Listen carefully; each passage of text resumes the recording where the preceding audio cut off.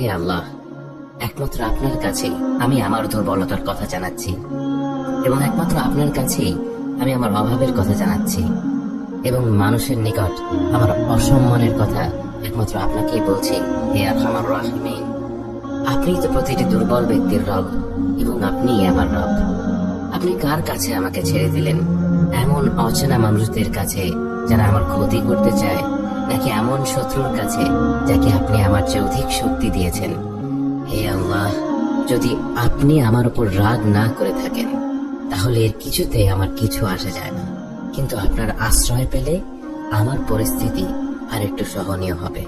হে আল্লাহ, আমি আপনার চেহারার নূরের কাছে আশ্রয় চাই, যা সব অন্ধকারকে উজ্জ্বল করে দিয়েছে, যা দুনিয়া এবং আখিরাতের সব বিষয়ের সংশোধক।